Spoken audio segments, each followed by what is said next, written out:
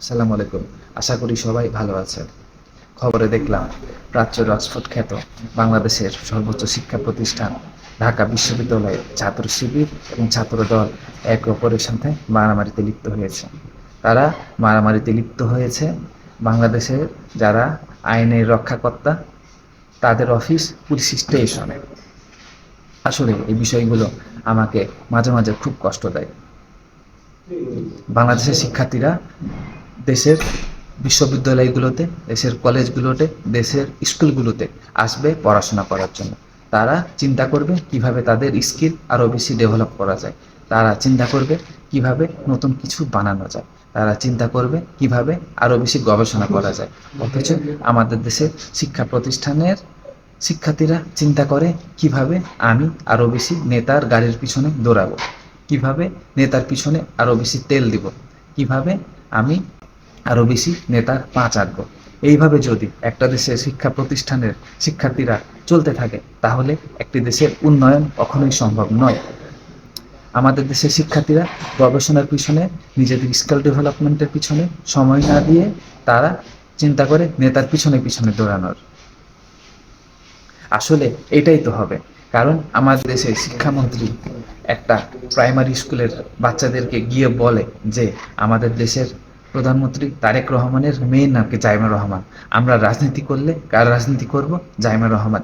এই যে ক্লাস 4-এ পড়া, ক্লাস 3-তে পড়া, ক্লাস 5-এ পড়া, ক্লাস 2-তে পড়া একটা বাচ্চার মাথায় ইনপুট দিয়ে দাও যে দেশের রাজনীতি করতে হবে, দেশের রাজনীতি করতে হলে জাইমা রহমানের রাজনীতি করতে হবে। এই জিনিসটা একটি দেশের শিক্ষা কালচারে কখনোই ভালো কোনো লক্ষণ নয়। কারণ শিক্ষার্থীদের মাথায় কিভাবে আরও বেশি পড়াশোনা করা যায়, কিভাবে আরও বেশি গবেষণা করা যায়, এইটা ইনপুট না দিয়ে আমরা ইনপুট দিচ্ছি কি আমাদের দেশের বস্তা পচা রাজনীতি। কীভাবে তো সেই দেশের শিক্ষার্থীদের কাছ থেকে তো আমরা এইরকম বিশ্ববিদ্যালয়ে মারামারি, বিশ্ববিদ্যালয়ে স্লোগান দিয়ে পুরো বিশ্ববিদ্যালয়কে কাঁপিয়ে তোলা, বিশ্ববিদ্যালয়ের মিটিং, বিশ্ববিদ্যালয়ের মিছিল, বিশ্ববিদ্যালয়ের র্যাগিং কালচার, বিশ্ববিদ্যালয়ের একে অপরের প্রতি মারামারিতে লিপ্ত হওয়া, সন্ত্রাসী কর্মকাণ্ড, এগুলাতেই তো শিক্ষার্থীরা জড়িত হবে। সেই দেশ থেকে তো আসলে ভালো কিছু কখনোই আশা করা যায় না। এই যে চায়নাতে আমি প্রায় 3 বছর হয়ে গেছে, আমি এখন পর্যন্ত আমার ইউনিভার্সিটিতে কোনো স্টুডেন্টকে দেখি নাই যারা দেশের রাজনীতি নিয়ে কথাবার্তা বলছে। এই দেশে কি রাজনৈতিক চর্চা নাই? অবশ্যই আছে, কিন্তু সেটা একটা নির্দিষ্ট প্রতিষ্ঠানে একটা নির্দিষ্ট সময় যাওয়ার পরে।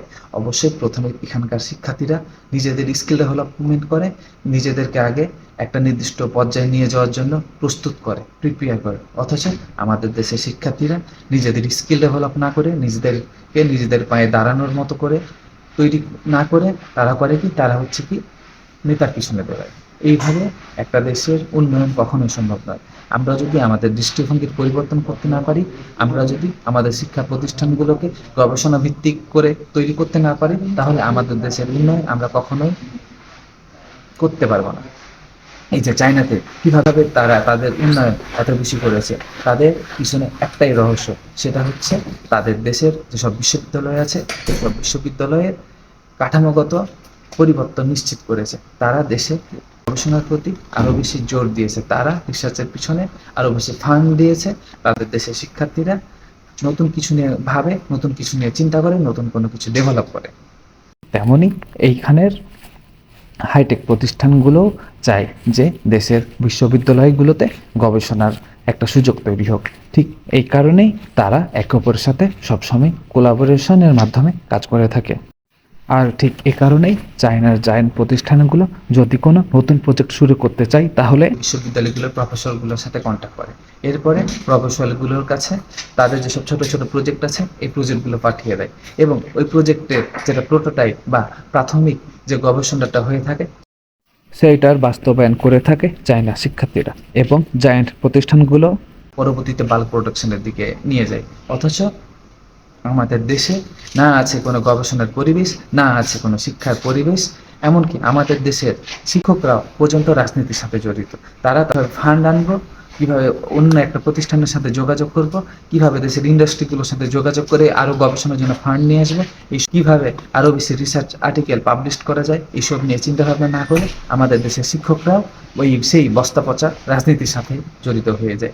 তারা কি করে, তারা হচ্ছে কোরাম গঠন করে।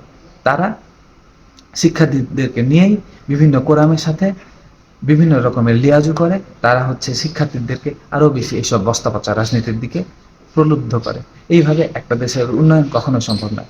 যদি আমরা আমাদের দেশেরকে উন্নত বিশ্বের সাথে তাল মিলিয়ে চলতে চাই, তাহলে অবশ্যই আমাদের দেশের শিক্ষা প্রতিষ্ঠানগুলোর পরিবেশ চেঞ্জ করতে হবে, শিক্ষা প্রতিষ্ঠানগুলোকে গবেষণা ভিত্তিক প্রতিষ্ঠানে রূপান্তর করতে হবে। যদি আমরা সেটা করতে না পারি, তাহলে সবসময় আমাদেরকে সেই বহির্বিশ্বের দিকে তাকিয়ে থাকতে হবে। হয়তোবা রাজনীতি আলাদা একটা পার্ট, সেইটা দরকার আছে, সেটা অন্যভাবে, কিন্তু এই ছাত্র রাজনীতিকে একটা নির্দিষ্ট নিয়মের মধ্যে আনতে হবে। এইখানে এমন একটা নিয়ম তৈরি করতে হবে যেখানে ছাত্র রাজনীতিতে আসবে মেধাবীরা, যাদের মেধা আছে, যারা নতুন কিছু চিন্তা করতে পারে, যারা দেশকে কিছু দিতে পারবে, তারাই আসবে ছাত্র রাজনীতিতে। এবং ছাত্র রাজনীতির জন্য অবশ্যই তাদের রেজাল্ট ভালো থাকা লাগবে, তাদেরকে পড়াশোনা করতে হবে, তাদেরকে মেধাবী হতে হবে। এটা একটা একমাত্র ক্রাইটেরিয়া হওয়া উচিত। কারণ রাজনীতি যারা করে তারাই কিন্তু একটা দেশের নীতি, একটা দেশের পলিসি সবকিছু নির্ধারণ করে থাকে। এখন যদি বাংলাদেশের নীতি নির্ধারণে, বাংলাদেশের পলিসি মেকিংয়ে এমন লোক আসে যারা নিজেদের ডেভেলপমেন্ট নিয়ে ভাবতে পারে না, তারা কিভাবে একটা দেশের ডেভেলপ করবে, তারা কিভাবে একটা দেশের নীতি নির্ধারণ করবে, যেখানে তারা নিজেদেরকেই ঠিক করতে পারছে না। একটা দেশের শিক্ষার্থীদের যদি নিজেদের মান সম্মান না থাকে, একটা দেশের শিক্ষার্থীদের যদি তেলবাজি করতে হয়, তাহলে ওই দেশের উন্নয়ন কখনোই সম্ভব না। আমি মনে করি দেশের শিক্ষা প্রতিষ্ঠানগুলো থেকে এইসব বস্তা পচা রাজনীতি বন্ধ করে একটা নিয়মের মধ্যে আনা। আমরা যদি দেশের শিক্ষা প্রতিষ্ঠানগুলোতে গবেষণা বৃদ্ধি করতে না পারি, যদি দেশের শিক্ষা প্রতিষ্ঠানগুলোতে আরও বেশি ফান্ড না দিতে পারি, তাহলে আমাদের দেশের উন্নয়ন কখনোই সম্ভব না। আমাদেরকে সবসময় অন্য দেশের দিকে তাকিয়ে থাকতে হবে।